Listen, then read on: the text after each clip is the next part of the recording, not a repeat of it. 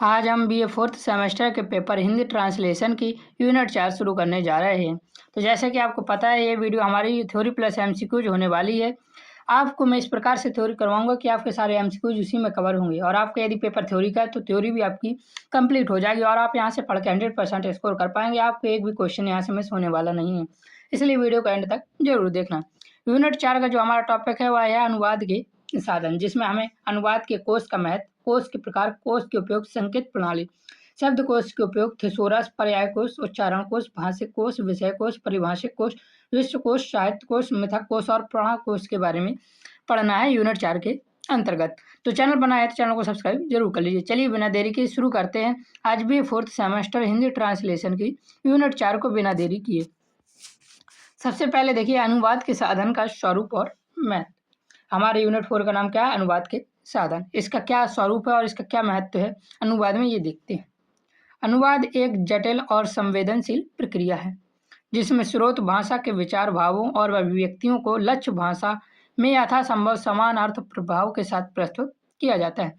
अनुवाद में क्या किया जाता है? स्रोत भाषा, जो भाषा हमारी सोर्स लैंग्वेज है, उसके विचार, भावों, अभिव्यक्ति को लक्ष्य भाषा अर्थात दूसरी भाषा में इस प्रकार से अनुवाद किया जाता है कि उसका अर्थ और प्रभाव बना रहे। इस प्रक्रिया को सफलतापूर्वक संपन्न करने के लिए विभिन्न प्रकार के साधनों की आवश्यकता होती है, जिन्हें सामूहिक रूप से अनुवाद के साधन कहा जाता है। और वो अनुवाद के साधनों में कौन कौन से साधन आते हैं तो याद रखना, जैसे कोश, शब्दकोश, थिसोरस, परिभाषा कोश, विश्वकोश, संकेत प्रणाली तथा परिभाषिक शब्दावली आदि शामिल होते हैं और इन्हीं के बारे में आज हमारे इस यूनिट में पढ़ने वाले हैं। ये साधन अनुवादक को सही शब्दों के चयन, उनका उचित प्रयोग और संदर्भानुकूल अर्थ निर्धारित करने में सहायता प्रदान करते हैं। यहाँ से एक एमसीक्यू पूछ लिया जाता है, अनुवाद के साधन का मुख्य कार्य क्या है? तो अनुवाद के साधन का मुख्य कार्य सही अर्थ और प्रयोग निर्धारित करना। क्या है अनुवाद के साधन का मुख्य कार्य है? अब देखिए, कोश का स्वरूप, परिभाषा तथा अनुवाद के महत्व। अब शुरुआत होती है कोश से। कोश शब्द का सामान्य अर्थ भंडार या संग्रह होता है। तो याद रखना, कोश शब्द का सामान्य अर्थ क्या होता है? भंडार या संग्रह होता है।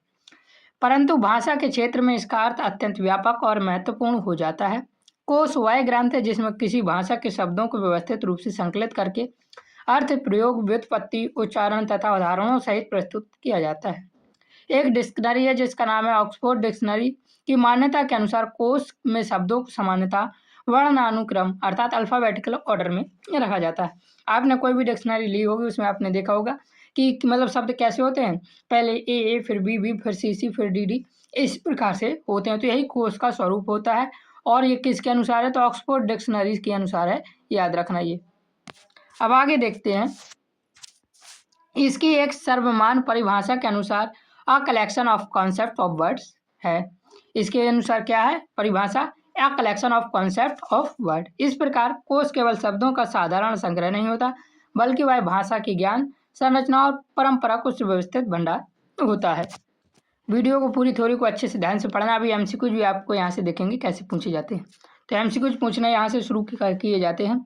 कोश भाषा के विकास, मानकीकरण और प्रसार में अत्यंत महत्वपूर्ण भूमिका निभाता है। व्युत्पत्ति की दृष्टि से देखा जाए तो डिक्शनरी शब्द लैटिन भाषा के डिसर से बनता है। तो एमसीक्यूज में पूछा जाता है डिक्शनरी किस भाषा के शब्द से बना है? तो लैटिन भाषा के डिसर शब्द से बना है, जिसका अर्थ कहना या व्याख्या करना होता है।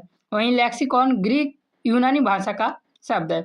इसके अतिरिक्त थेसरस, जिसे हम क्या कहते हैं? पर्याय कोश कहते हैं, थिसोरस, ये भी मूलतः ग्रीक भाषा के थिसोरोस से बना है, जिसका अर्थ खजाना या कोषागार होता है। तो याद रखना, डिक्शनरी किससे बना? डिसर से बना है, जिसका अर्थ कहना या व्याख्या करना होता है। वहीं लेक्सिकॉन ग्रीक भाषा का शब्द है। थिसोरस भी मूलतः ग्रीक भाषा का शब्द है जो कि थिसोरोस से बना है। थिसरस का अर्थ होता है खजाना या कोषागार। ये एमसीक्यूज में बार बार पूछे गए हैं, याद रखना।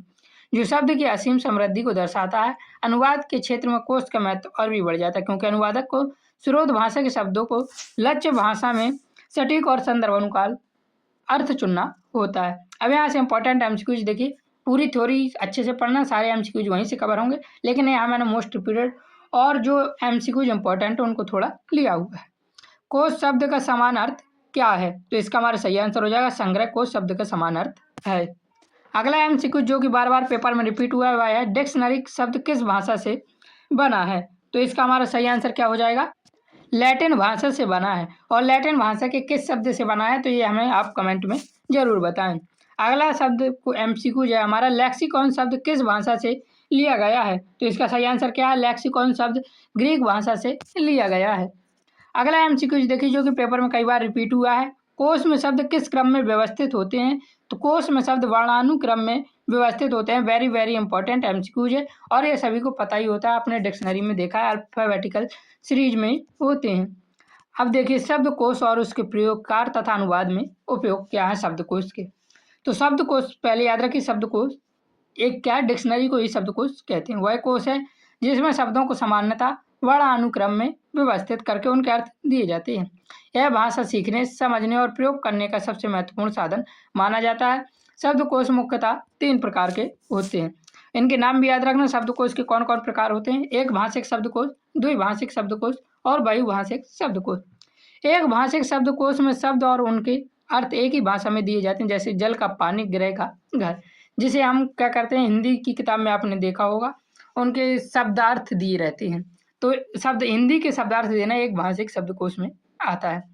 द्विभाषिक शब्दकोश क्या है?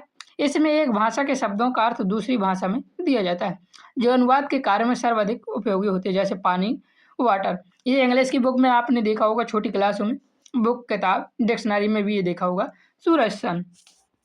फिर तीसरा कोश है, वह है बहुभाषिक शब्दकोश। ये थ्योरी और एमसीक्यू दोनों में पूछ ली जाते हैं। थ्योरी में पूछा जाएगा बहुभाषिक शब्दकोश किसे कहते हैं, और एक भाषिक शब्दकोश में क्या होता है, ये एमसीक्यू में पूछ लिया जाएगा इस प्रकार से। बहुभाषिक शब्दकोश में क्या होता है, ये एमसीक्यू में पूछा जाता है। बहुभाषिक शब्दकोश क्या है, ये आपका थ्योरी में पूछ लिया जाएगा, इसलिए अच्छे से पढ़ के जरूर जाए। बहुभाषिक शब्दकोश में एक ही शब्द के अनेक भाषा में अर्थ दिए जाते हैं, जैसे किताब को इंग्लिश में बुक और लिब्रो स्पेनिश में कहते हैं। तो किताब को स्पेनिश में क्या कहते हैं? लिब्रो कहते हैं। मैं आपको पीडीएफ दूंगा जिनमें आपके पर्यायवाची शब्द और उनका इंग्लिश में क्या कहते हैं अर्थ और उनके पर्याय शब्द होंगे, जो कि पेपर में बार बार पूछे जाते हैं। पीडीएफ के लिए आप हमें टेलीग्राम पर मैसेज कर सकते हैं। तो बहुभाषिक शब्दकोश में क्या होता है, एक ही शब्द के अनेक भाषा में अर्थ दिए जाते हैं, जैसे मैंने आपको उदाहरण दिया किताब का। अनुवाद के संदर्भ में शब्दकोश अनुवादक को विभिन्न संभावित अर्थों में सही अर्थ का चयन करने में सहायता करता है। अब देखिए यहाँ से इंपॉर्टेंट एमसीक्यू जो कि पेपर में कई बार रिपीट हुए हैं। एक भाषिक शब्दकोश में क्या होता है? तो एक भाषिक शब्दकोश में एक ही भाषा में अर्थ और शब्द दोनों होते हैं। अगला प्रश्न है हमारा, अनुवाद में सबसे उपयोगी शब्दकोश कौन सा है? तो अनुवाद में सबसे उपयोगी शब्दकोश है भाई द्विभाषिक शब्दकोश। जैसे हमें हिंदी से अंग्रेजी में अनुवाद करना है तो द्विभाषिक शब्दकोश का हम यूज करेंगे, जिसमें हिंदी और अंग्रेजी में दिया होगा, ये याद रखना। अब आगे देखिए इंपॉर्टेंट एमसीक्यू ये भी दिया हुआ है, बार बार ये भी पेपर में आया है। बहुभाषिक शब्दकोश में क्या दिया जाता है? तो अनेक भाषाओं में अर्थ दिए जाते हैं एक शब्द के बहुभाषिक शब्दकोश में, याद रखना है। थ्योरी अच्छे से पढ़ना, थ्योरी से आपके यही सारे एमसीक्यू कवर होंगे। कोश के प्रकार, अभी हमने शब्दकोश के प्रकार पढ़े थे, अब बात आती है कोशों के प्रकार। कोश का वर्गीकरण उनके विषय, उद्देश्य और उपयोग के आधार पर किया जाता है। कोशों के प्रकार निम्न प्रकार से दिए हुए हैं, जैसे सामान्य कोश, आपने सामान्य कोश, थेसोरस, पर्याय कोश, उच्चारण कोश, भाषिक कोश, विषय कोश, परिभाषिक कोश, विषय कोश, साहित्य कोश, मिथक कोश और पुराण कोश, ये इतने प्रकार के कोश होते हैं। तो सामान्य कोश क्या है? सामान्य कोश वे होते हैं जिनमें सामान्य जीवन में प्रयुक्त शब्दों के अर्थ दिए जाते हैं। याद रखना, सामान्य कोश क्या है? जो सामान्य जीवन में प्रयुक्त शब्द के अर्थ दिए जाते हैं उन्हें सामान्य कोश कहते हैं। विशिष्ट या विषय कोश किसी विशेष क्षेत्र जैसे विज्ञान, चिकित्सा, विधि आदि से संबंधित शब्दों का संग्रह प्रस्तुत विशिष्ट कोश या विषय कोश कहलाता है। इसी प्रकार पर्याय कोश, पर्याय कोश को थेसेरस भी कहा जाता है, ये याद रखना। पर्याय कोश से बार बार इंपॉर्टेंट एमसीक्यू पूछे गए हैं और कोशों के प्रकार में पर्याय कोश ही सबसे इंपॉर्टेंट है। तो पर्याय कोश को क्या कहा जाता है? थेसोरस भी कहा जाता है। तो पर्याय कोश को थोड़ा देखते हैं। समान अर्थ वाले शब्दों का विशाल संग्रह पर्याय कोश होता है। इसका सर्वप्रथम प्रयोग पीटर मार्क रोजेट ने किया था। तो पर्याय कोश का प्रयोग सबसे पहले किसने किया था? तो पीटर मार्क रोजेट ने किया था। और कब किया था? तो वर्ष 1852 ईस्वी में किया था। बार बार ये एमसीक्यूज में पूछा गया है। इससे भाषा में विविधता और अभिव्यक्ति की सुंदरता बढ़ती है। तो पर्याय कोश वेरी वेरी इंपॉर्टेंट है, इसे याद करके जरूर जाना। इसी प्रकार परिभाषा कोश में परिभाषिक शब्दों की स्पष्ट व्याख्या दी जाती है। उच्चारण कोश में शब्दों के सही उच्चारण की जानकारी प्रदान करता है। आपने देखा होगा छोटी क्लासों में ही पहले इंग्लिश लिखता रहता था, फिर उसका उच्चारण, फिर अर्थ, उसे क्या कहते हैं? उसे उच्चारण कोश या प्रोनाउंसिएशन डिक्शनरी भी कहते हैं। भाषिक कोश भाषा की संरचना और व्याकरण की जानकारी देता है, जबकि विश्वकोश एक व्यापक ज्ञान कोश होता है जिसमें विभिन्न विषयों की विस्तृत जानकारी होती है। इसी प्रकार साहित्यिक कोश, मिथक कोश और पुराण कोश क्रमशः साहित्यिक, मिथकीय और पौराणिक कथाओं तथा सांस्कृतिक संदर्भों को समझने के लिए होता है सहायक। अब देखिए यहाँ से इंपॉर्टेंट एमसीक्यूज देख लेते हैं कुछ जो कि पेपर में आई हुई है। मैं यहाँ पे थोड़ी ही एमसीक्यूज रिपीटेड ले रहा हूँ, सारे एमसीक्यूज थ्योरी में ही कवर है, इसलिए थोड़ी अच्छे से जरूर पढ़े, मैं बार बार कह रहा हूँ। थिसेरस का संबंध किससे है? तो इसका हमारा सही आंसर क्या हो जाएगा? थिसेरस का संबंध पर्यायवाची शब्द से है, याद रखना। अगला प्रश्न दिया हुआ है, थिसेरस शब्द का पहला प्रयोग किसने किया था? तो इसका सही आंसर क्या? पीटर मार्क रोगेट ने किया था। कब किया था ये आप हमें कमेंट में जरूर बताएं। अगला प्रश्न है हमारा, उच्चारण कोश का मुख्य कार्य क्या है? तो इसका हमारा सही आंसर क्या हो जाएगा? उच्चारण कोश का मुख्य कार्य सही उच्चारण बताना। इसलिए जितने भी मैंने आपको उनकी थोड़ी थोड़ी छोटी छोटी परिभाषा बताई है, वहीं से आपके एमसीक्यू जाते हैं तो उनको थोड़ा अच्छे से जरूर देख लें। पीडीएफ के लिए टेलीग्राम में मैसेज करें, पीडीएफ पेड है, फ्री के लिए बिल्कुल भी मैसेज मत करना, परेशान ना करिएगा। प्रश्न दिया हुआ, विश्वकोश क्या होता है? तो इसका हमारा सही आंसर हो जाएगा, विश्वकोश व्यापक ज्ञान कोश होता है। अब देखिए ये एमसीक्यूज हो गए, थ्योरी से ही सारे एमसीक्यूज कवर होने, थ्योरी आपकी 100% यही होगी। प्रमुख कोश, उनके खंड और संपादक के बारे में देखते हैं। यहीं से ही सारे एमसीक्यूज पूछे जाते हैं, very very very important topic है ये आपका। यहीं से आपके ज़्यादा से ज़्यादा एमसीक्यूज इस टॉपिक इस यूनिट से पूछे जाते हैं, इसलिए यहाँ से भी ये थ्योरी एक भी मिस बिल्कुल मत कर देना, अच्छे से जरूर पढ़ना। हिंदी भाषा और अनुवाद जगत में अनेक महत्वपूर्ण कोशों का निर्माण हुआ। हिंदी शब्द सागर एक अत्यंत महत्वपूर्ण कोश है जिसके प्रधान संपादक डॉक्टर श्याम सुंदर दास थे। इस विशाल और व्यापक शब्दकोश की शुरुआत में 11 खंडों को में प्रकाशित किया गया था और बाद में इसके परिवर्तित संस्करण में 12 खंड प्रस्तुत किए गए थे। तो याद रखना, हिंदी शब्द सागर का संपादक कौन था? तो डॉक्टर श्याम सुंदर दास थे, बार बार पूछा गया है। और इसकी शुरुआत खंड कितने थे? तो ये 11 खंडों में विभाजित था, बाद में इसमें परिवर्तित करके इसे 12 खंडों में प्रस्तुत किया गया था, ये याद रखना। फिर दूसरे आते हैं डॉक्टर नागेंद्र, इनका भी योगदान अत्यंत व्यापक है। इन्होंने हिंदी विश्वकोश को 25 विशाल खंडों में संपादित किया है। तो हिंदी विश्वकोश किसका है? तो हिंदी विश्वकोश डॉक्टर नागेंद्र का है। और इसमें कितने खंड है? तो 25 विशाल खंड है। और इसके साथ ही भारतीय मिथक कोश और हिंदी विश्वकोश का भी संपादन डॉक्टर नागेंद्र ने ही किया है। तो डॉक्टर नागेंद्र ने कितने विश्वकोश का संपादन किया है? तो यहाँ पे जो हमारे हैं 3 विश्वकोश का संपादन किया, हिंदी विश्वकोश, भारतीय मिथक कोश और हिंदू विश्वकोश। ये किसके हैं? डॉक्टर नागेंद्र के। पेपर में बार बार पूछे गए, याद रखना। हिंदी विश्वकोश को कितने खंडों में संपादित किया गया? तो 25 विशाल खंडों में संपादित किया गया है, याद रखना। इसको स्क्रीनशॉट ले लेना या आप हमसे पीडीएफ ले सकते हैं। प्रोमेद जगन्नाथ नालिन द्वारा भारतीय साहित्य कोश और डॉक्टर तारकनाथी वली द्वारा बृहद परिभाषिक शब्दकोश का संपादन भी अनुवाद जगत में महत्वपूर्ण उपलब्धियां हैं। तो जगन्नाथ नलिन का कौन सा कोश है? तो भारतीय साहित्य कोश जगन्नाथ नलिन का है। इसी प्रकार तारकनाथ वली का बृहद परिभाषिक शब्दकोश है। तो ये याद रखना। अंग्रेजी से हिंदी अनुवाद के लिए हरदेवी बाहारी का बृहद अंग्रेजी हिंदी शब्दकोश और लेस्ली ब्राउन का New Shorter Oxford English Dictionary मील का पत्थर मानी जाती है। तो याद रखना, हरदेवी बाहारी का शब्दकोश कौन सा है? तो बृहद अंग्रेजी हिंदी शब्दकोश है। और लेस्ली ब्राउन ने new Shorter Oxford English dictionary का संपादन किया था, ये याद रखना, बार बार पेपर में पूछे गए। इसके अतिरिक्त doctor Bholanath Tiwari, very very important, बार बार पूछा जाने वाला, इन्होंने हिंदी मुहावरा कोश के साथ साथ विश्व उच्चारण कोश का भी संपादन किया डॉक्टर भोलानाथ तिवारी ने, याद रखना, बहुत इंपॉर्टेंट है। डॉक्टर भोलानाथ तिवारी से इंपॉर्टेंट एमसीक्यू जी हर साल पूछे ही जाते हैं। जनगणनाथ का हिंदी कन्नड़ कोश, डॉक्टर पीआर धनाते का मिश्रित लोकोक्तिक कोश और 4 खंडों में विस्तृत भारतीय भाषा कोश ने भी अनुवादकों की राय आसान की है। ये याद रखना, इनके स्क्रीनशॉट ले लेना, यहाँ पे थोड़ा आप कन्फ्यूजन हो सकती है क्योंकि एक साथ इतने सारे हो। जेम्स हॉस्टिंग द्वारा संपादित या इकोलोपेडिया ऑफ रिलीजन एंड एथिक्स विश्वकोश के रूप में विश्व भर में प्रसिद्ध है। तो ये सारे याद रखना, किसने किस विश्वकोश का संपादन किया, किस कोश का संपादन किया। पेपर में यहीं से सबसे ज़्यादा एमसीक्यू आपके पूछे जाएंगे। और थ्योरी वाले में 1 लाइनर में जो कि अति लघु प्रश्न होते हैं उनमें पूछ लिया जाता है। देखिए यहाँ से इंपॉर्टेंट एमसीक्यू जो कि पेपर में सबसे ज़्यादा बार रिपीट हुए हैं वो वाले विश्वकोश देखते हैं। हिंदी शब्द सागर के संपादक कौन थी? तो इसका हमारा सही आंसर क्या हो जाएगा? श्याम सुंदर दास हिंदी शब्द सागर के संपादक थे, याद रखना। अभी कुछ शब्दकोश ऐसे हैं जिनकी सन भी पूछी जाती है, उनको मैंने नीचे लिया हुआ है। हिंदी विश्वकोश के संपादक कौन थे? तो हिंदी विश्वकोश के संपादक कौन थे? नागेंद्र थे।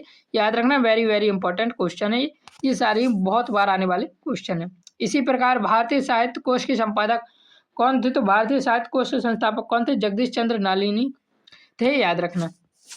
बृहद परिभाषिक शब्दकोश के संपादक कौन थे? तो बृहद परिभाषिक शब्दकोश के संपादक कौन थे? तारकनाथ पाली थे। याद रखना। अब देखिए इसी प्रकार बृहत अंग्रेजी हिंदी शब्दकोश किसने बनाया? तो बृहत अंग्रेजी हिंदी शब्दकोश हरदेव बाहेरी ने बनाया है। याद रखना, ये भी बहुत इंपॉर्टेंट है, याद रखना। डॉक्टर भोलानाथ तिवारी का यहाँ हमसे कुछ नहीं लिया, लेकिन थ्योरी में बताया, बार बार पेपर में पूछा जाता है। कुछ कोश ऐसे हैं जिनका प्रकाशन और ऐतिहासिक तथ्य से रिलेटेड पूछ ली जाती है, उनकी सन भी पूछ ली जाती है। केवल सन पूछी जाती है और ऊपर जो होती है उनमें केवल क्या पूछा जाता है? किसने किसका संपादन किया। और कुछ ऐसे हैं जिनमें संपादन और सन दोनों भी पूछ ली जाती है, तो मैंने उसी प्रकार से लिए हुए हैं। आपके लिए ज़्यादा ना हो इसलिए मैंने सभी में सन और सभी में संपादन नहीं लिए हुए। हिंदी और द्विभाषिक शब्दकोश का विकास एक दीर्घ ऐतिहासिक प्रक्रिया का परिणाम है। विभिन्न कालों में अनेक कोशों का निर्माण हुआ। वर्ष 1920 ईस्वी में ईश्वर प्रसाद शर्मा कोश रामचंद्र मिश्र द्वारा रचित हिंदी मुहावरे का प्रकाशन हुआ। तो वर्ष 1920 ईस्वी में किस कोश का संपादन हुआ था? तो ईश्वर प्रसाद शर्मा कोश का संपादन हुआ था। और सन 1920 ही ईस्वी में रामचंद्र मिश्र द्वारा हिंदी मुहावरे का प्रकाशन हुआ था, जिसने शुरुआती दौर में भाषा को समृद्ध बनाया। किसने? हिंदी मुहावरे ने। स्वतंत्रता प्राप्ति के आसपास भी वर्ष 1949 ईस्वी में भारत आदर्श हिंदी शब्दकोश का प्रकाशन हुआ। तो याद रखना, ईश्वर प्रसाद शर्मा कोश का संपादन कब हुआ? तो 1920 ईस्वी में हुआ। हिंदी मुहावरे का संपादन भी 1920 ईस्वी में। हिंदी मुहावरे का संपादन रामचंद्र मिश्र ने किया। 1949 में भार्गव आदर्श हिंदी शब्दकोश का प्रकाशन हुआ, जिसे हिंदी के मानकीकरण में महत्वपूर्ण भूमिका निभाई। इसी प्रकार 1950 में हिंदी मराठी कोश और 1951 में राष्ट्रभाषा कोश का प्रकाशन हिंदी भाषा के विकास में एक महत्वपूर्ण मील के पत्थर साबित हुए। तो हिंदी मराठी कोश का संपादन कब हुआ? तो 1950 ईस्वी में हुआ। राष्ट्रभाषा कोश का प्रकाशन कब हुआ? तो 1951 ईस्वी में हुआ। इसके बाद दशकों में विज्ञान का यही विस्तार जारी रहा। वर्ष 1990 ईस्वी में भोलानाथ तिवारी का उच्चारण कोश प्रकाशित हुआ। तो याद रखना, भोलानाथ तिवारी का उच्चारण कोश किस वर्ष प्रकाशित हुआ? तो 1990 ईस्वी में हुआ। इनका स्क्रीनशॉट जरूर ले लें, पेपर में बार बार आता है, मैं बार बार बोल रहा हूँ। 1991 ईस्वी में फ्रेडरिक बॉस का हिंदी फ्रांसीसी कोश, 1993 ईस्वी में न्यू शॉर्टर ऑक्सफोर्ड डिक्शनरी और 1998 ईस्वी में विश्व उच्चारण कोश का प्रकाशन हुआ था। वेरी वेरी इंपॉर्टेंट है, सारे याद करके जरूर जाना पेपर में। देखिए, तो सबसे ज़्यादा जो प्रकाशन वर्ष पूछा गया है उनको देखते हैं। सबसे ज़्यादा जो पूछा गया है वो है भार्गव आदर्श हिंदी शब्दकोश का प्रकाशन कब हुआ? तो इसका हमारा सही आंसर क्या है? 1949 में, ये जो आज़ादी के समय का था। भार्गव आदर्श हिंदी शब्दकोश का प्रकाशन हुआ था या संपादन हुआ था। उच्चारण कोश कब प्रकाशित हुआ? तो उच्चारण कोश प्रकाशित हुआ था 1990 में प्रकाशित हुआ था। इसी प्रकार विश्व उच्चारण कोश का प्रकाशन कब हुआ? तो इसका आंसर आप हमें कमेंट में बताएंगे और सभी बच्चे बताएंगे, एक भी बच्चे मिस नहीं करेंगे, ताकि हमें भी पता चले आपको पढ़ने पर समझ में आ रहा है कि नहीं। शब्द निर्माण की प्रक्रिया और परिभाषिक शब्दावली, यहाँ से भी हमसे कुछ बार बार पूछे गए हैं और थ्योरी में भी यहाँ से पूछ लिया जाता है। तो भाषा के नए विचारों को तकनीकी के अनुसार शब्द निर्माण एक सतत प्रक्रिया है और इसी में शब्द निर्माण पर कुछ निर्माण हुए, जिसमें पहला है परिवर्णी शब्द का निर्माण। परिवर्णी शब्द उन शब्दों को कहा जाता है जो किसी वाक्यांश के प्रारंभिक अक्षरों से मिलता है, जैसे नासा या फिर award. Award association of voluntary agencies for rural development इसका फुल फॉर्म है। नासा का फुल फॉर्म आप हमें बताएंगे क्योंकि ये सबको पता ही होता है। तो अवार्ड का देखना, याद रखना है, association of voluntary agencies of rural development. ये हिंदी में एक दो बार पूछ लिया गया है क्योंकि ये शॉर्ट फॉर्म में दिया जाता है, परिवर्णी शब्द है इसलिए पूछ लिया गया है। फिर आते हैं मिश्र शब्द। मिश्र शब्द दो अंशों को मिलाकर बनाए जाते हैं, जबकि संक्षिप्त शब्द किसी बड़े शब्द का छोटा रूप होता है। ये भी पेपर में एमसीक्यू में पूछ लिए जाते हैं। अब आगे देखते हैं। इसके साथ ही परिभाषिक शब्दावली उन शब्दों का समूह है जो किसी विशेष विषय या क्षेत्र में निश्चित और विशेष अर्थ में प्रयुक्त होते हैं। वीडियो थोड़ा लंबा हो गया है, लेकिन आप पेशेंस बनाए रखें, आपकी यहीं से ही सारे एमसीक्यू फंसने वाले हैं और सारी थ्योरी यहीं से ही कंप्लीट होने वाली। अनुवाद के कार्य में इनका अत्यंत महत्वपूर्ण स्थान है, जैसे इन्वेस्टमेंट का अर्थ निवेश, न्यूट्रिशन का पोषण, फाइनेंस का वित्त, डिवीजन का विभाग, सिंबॉलिक का संकेत, गवर्नर का राज्यपाल होता है। ये एमसीक्यूज में बार बार इनका अर्थ पूछा गया है इसलिए मैंने दिया है। बाकी मैं आपके लिए पर्याय शब्दों का पूरी पीडीएफ दूंगा, उनको पढ़ के जरूर जाना। अनुवाद कार्य में इनका प्रयोग भाषा को वैज्ञानिक, सटीक और मानकीकृत बनाता है, जिससे किसी प्रकार की भ्रम की स्थिति उत्पन्न नहीं होती है। एमसीक्यूज यहाँ पे मैंने लिए नहीं हुए, लेकिन एमसीक्यूज आपके पूछ लिए जाते हैं। संकेत प्रणाली और संस्थाओं का योगदान। संकेत प्रणाली भाषा में प्रयुक्त विभिन्न चिन्हों, प्रतीकों, संकेतों, विराम चिन्ह, गणितीय प्रतीक आदि की व्यवस्था को कहा जाता है। अनुवाद में के कार्य में संकेत प्रणाली का विशेष महत्व होता है, क्योंकि यह वाक्य के सही अर्थ को बनाए रखने में सहायता करती है। इसके अतिरिक्त हिंदी भाषा के विकास और कोश निर्माण में नगरीय प्रयासों ने सभी केंद्रीय हिंदी निदेशनालय जैसी संस्थाओं का महत्वपूर्ण योगदान रहा। इनके प्रयासों से हिंदी भाषा को एक सुदृढ़ और व्यवस्थित स्वरूप प्राप्त हुआ है। तो वीडियो लंबी होने के साथ साथ यहाँ से खत्म भी हो गई। इसका कंक्लूजन देखते हैं। और मैं आपको यूनिट 5 है वो थ्योरी और एमसीक्यूज दोनों प्रकार के स्टूडेंट के लिए थोड़े अलग प्रकार से क्वेश्चन पूछे जाते हैं। थ्योरी में अलग और एमसीक्यूज में अलग। एमसीक्यूज में आपके पर्याय से रिलेटेड क्वेश्चन पूछे जाते हैं। इस शब्द का हिंदी अर्थ क्या है, इस शब्द का हिंदी पर्याय क्या है, तो उनका पीडीएफ मैं दूंगा। थ्योरी से भी 1-2 एमसीक्यूज पूछ लिए जाते हैं, तो थ्योरी में अगली वीडियो में अगली यूनिट पढ़ाऊंगा, तो उसको जरूर पढ़ना है। निष्कर्ष अतः स्पष्ट है कि कोश केवल शब्दों का संग्रह नहीं, बल्कि भाषा ज्ञान और संस्कृत का समृद्ध भंडार है। इसके विभिन्न प्रकार, उपयोग, परिभाषिक शब्दावली और संकेत प्रणाली मिलकर भाषा को सशक्त और प्रभावी बनाते हैं। अनुवाद के क्षेत्र में कोश का महत्व अत्यंत व्यापक है, क्योंकि यह भाषा की शुद्धता, सटीकता और प्रभावशीलता को सुनिश्चित करता है।